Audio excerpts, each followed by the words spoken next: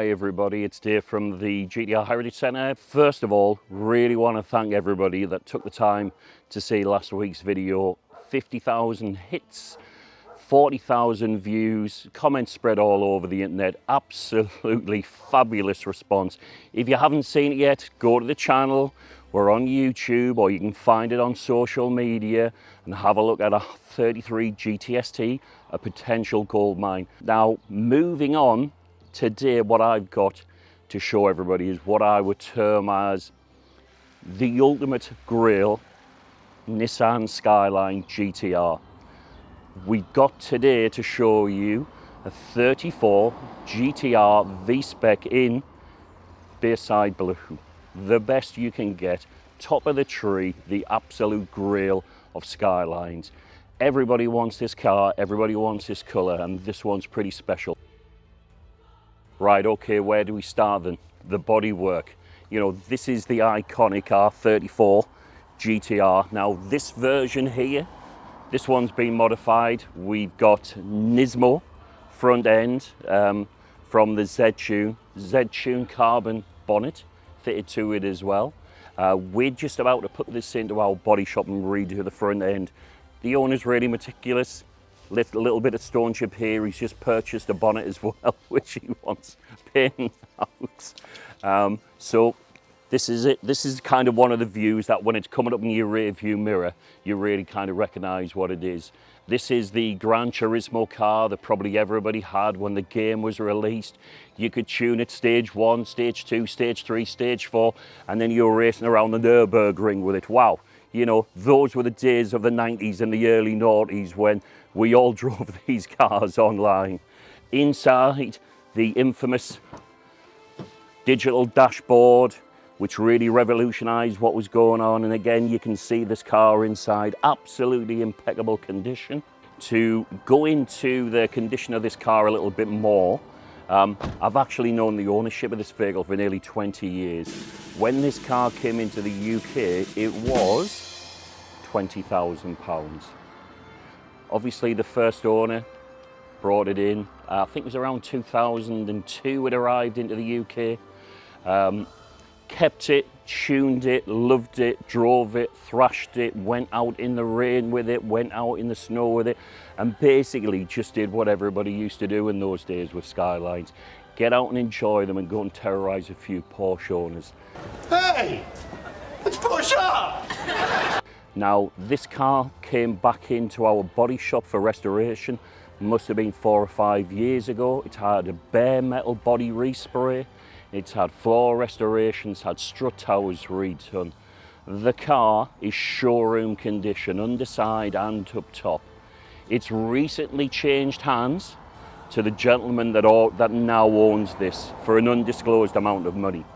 Values of these cars now, 160 to 180,000. Still climbing, definitely going to go up in value again. Driven by the US market, these cars are grail cars for the buyers. If we go along these sweeping lines, the classic GTR bulged arches along the rear, and then you've got these iconic Skyline twin rear lights that light up when you brake and when you indicate. Being the GTR version, this one's got a high-level rear spoiler with an adjustable fin on the back as well, so you can actually change the drag of the vehicle and the handling characteristics of it. Now, for the sharp, keen-eyed fanatics out there, you will notice that this car actually has a set of Nismo Z-Tunes wings fitted to it. We've got a tail-off vent on the rear, and I'll explain what that's for in a second. And you'll also notice this swage line running along the side. This aerodynamics is actually designed to channel the air along the side of the vehicle to, again, improve the handling efficiency. On the inside of these extremely expensive carbon fibre wings, there's also slots on the inside. That's designed to release pressure from the inside of the bonnet and heat from the engine, and so it's pulled out of these vents and it travels along the back of the car. Nismo engineering at its finest. What we'll do now is we'll pop the bonnet. This is the cherry on top of the cake that we're going to talk about now.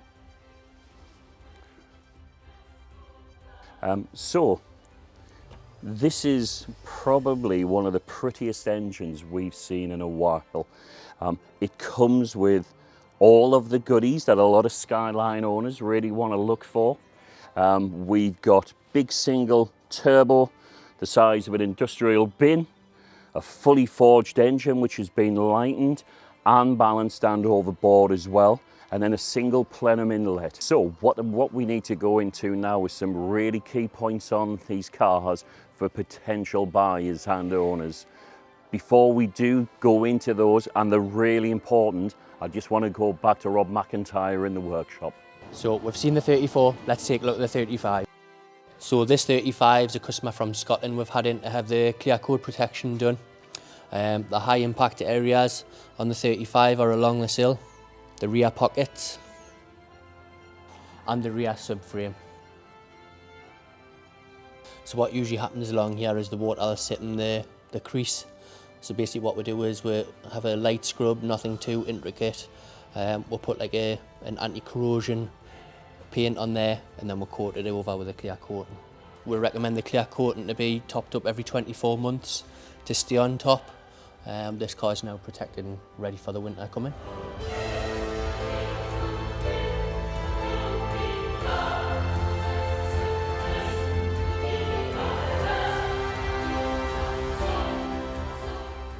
So, really key areas on these cars. For those people that have seen the 33 video that we did last week, and if you haven't seen it, I'll just say to you again, please flick through the channel and go and have a look at it, because a lot of areas on those 33s are exactly the same as what you're going to find on a 34.